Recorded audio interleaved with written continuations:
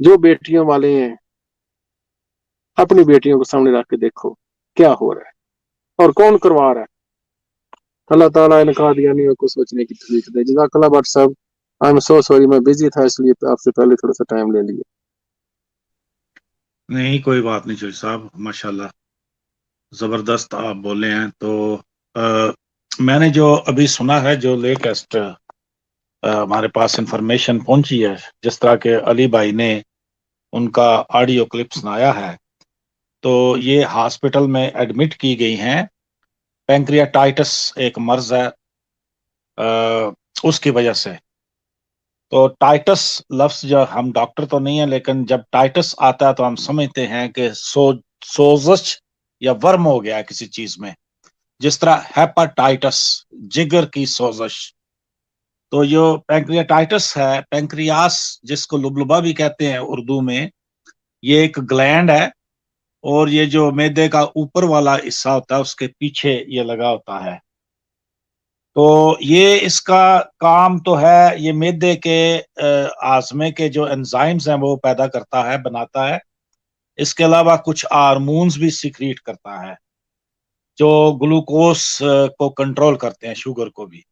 और ये जो एंजाइम्स होते हैं फिर ये छोटी आंत में चले जाते हैं और आजमे के लिए काम करते हैं। तो पैंक्रेटाइटिस का मतलब ये है कि इनका जो लुबलुबा है उसमें सोजश हो गई है। अब इसकी भी दो किस्में हैं, एक क्राउनिक पैंक्रियाटाइटिस होता है और एक जो क्यूट होता है। तो क्यूट पैंक्रियाटाइटिस जो है वो तो कुछ दिनों के इलाज के बाद चला जाता है, लेकिन जो क्रोनिक पैंक्रियाटाइटिस है ये तो फिर कई साल तक रह जाता है, और इसकी कुछ सूरतें जो हैं वो बड़ी खतरनाक होती हैं, और इंसान जान से भी हाथ धो बैठता है। ये असल में होता यूं है कि जब सोजन होती है, जो कुछ हमने सुन रखा है डॉक्टरों से, हम डॉक्टर खुद तो नहीं है, अगर यहाँ पे डॉक्टर रिजवी साहब होते या डॉक्टर होली स्पिरिट साहब होते, या इंडिया से भी हमारे एक डॉक्टर हैं वो होते, तो वो इसकी बेहतर एक्सप्लेनेशन दे सकते थे। लेकिन ये है कि वो फिर जो एंजाइम्स हैं वो पीछे की तरफ आते हैं, मैदे की तरफ, तो वो बड़ी तकलीफ देते हैं। आम तौर पर जो क्रोनिक पैंक्रेटाइटिस है, कहते हैं कि सीधा लेटने में इससे ज्यादा तकलीफ होती है, दर्द होता है, और आगे की तरफ अगर झुके रहें तो फिर कुछ दर्द में अफाका होता है। लेकिन अगर क्रोनिक पैंक्रेटाइटिस हो तो उसमें ये है कि मैदा बहुत ही सेंसिटिव हो जाता है, उसको जरा सा छूने से या दबाने से भी तकलीफ होती है। इसके बहुत सारे काजेज बताए जाते हैं, रीजंस। जैसा कि मैंने कहा, मैं डॉक्टर नहीं हूं, ना ही मुझे सारी चीजों का पता है, लेकिन एक रीजन इसकी जो है वो अल्कोहलिज्म भी है, अल्कोहल को ड्रिंक किया जाए ज्यादा। इसके अलावा जो गाल स्टोन्स होते हैं, मसाने में जो पथरी होती है, ये भी उसकी रीजन बन सकती है, और कई एक रीजंस हैं। तो अगर तो जिस तरह के पॉसिबली ये कहा जा रहा है कि इनको स्लो पॉइजनिंग दी जा रही हो खुराक में या किसी और तरह से, और इनका पैंक्रियास जो है लुबलुबा, अगर वो मुतासर हुआ है, तो ये डॉक्टर ही बेहतर बता सकते हैं कि कहाँ तक वो इनको इफेक्ट कर सकता है। बाकी जो आलात हैं, इनके साथ कुछ भी हो सकता है। इन्होंने दरअसल एक हाथी के मुंह पे थप्पड़ मारा है और हाथी गिर गया है। हाथी गिर गया है, और जब हाथी गिरता है तो हाथी इतनी जल्दी उठ नहीं सकता। ये याद रखें मिर्जे कादियान के।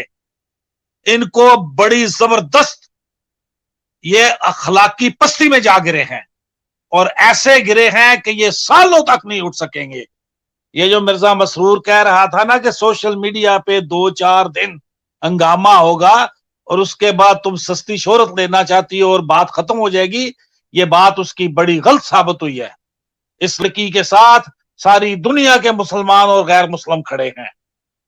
तो ये जो खिलाफत, इस नाम नहाद खिलाफत को धचका लगा है, ये इतनी जल्दी जो है ये संभल नहीं पाएंगे।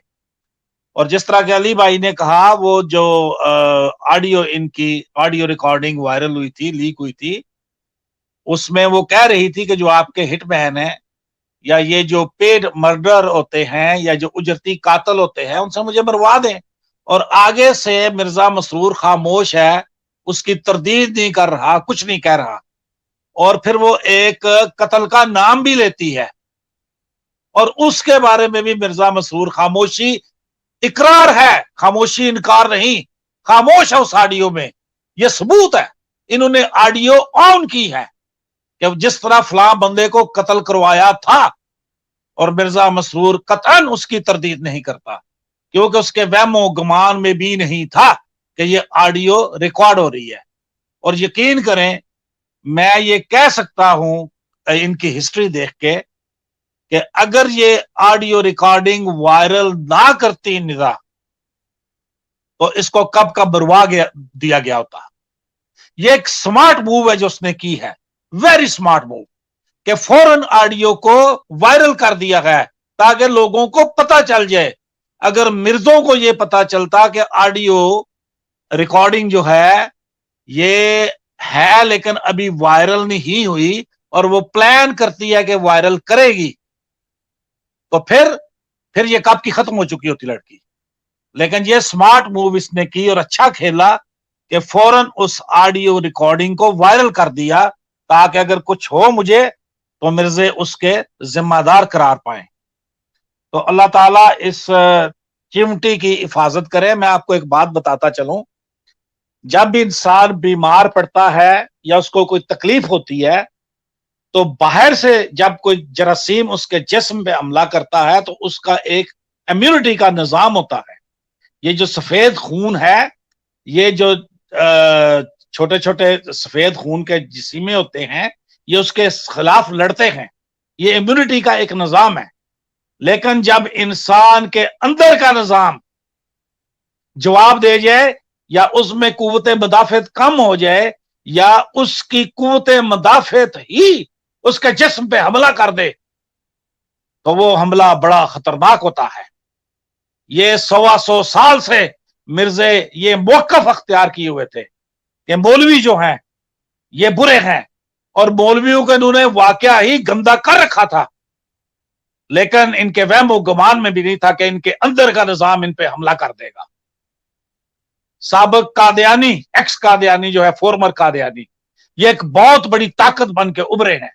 خدا کی قسم میں سوشل میڈیا پہ دیکھتا ہوں, کبھی ضیاء رسول بھائی کے پروگرام میں, کبھی مفتی مبشر شاہ صاحب کے پروگرام میں, کبھی اپنے شمس بھائی کے پروگرام میں 10 بندے ہوں تو 9 لوگ ایکس قادیانی اس میں ہوتے ہیں یا 8.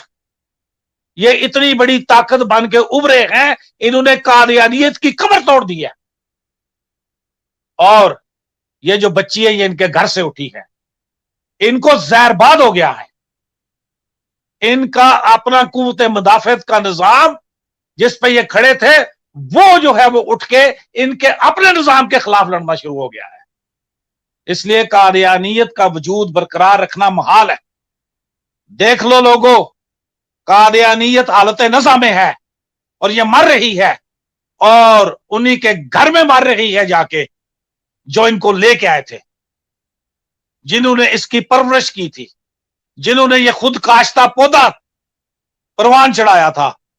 انشاءاللہ یہ اس کی موت بھی اللہ کی شان ہے, ان کے گھر میں ہو رہی ہے. وما علینا الا البلاغ المبین. تو بہت شکریہ آپ سب نے مجھے سنا.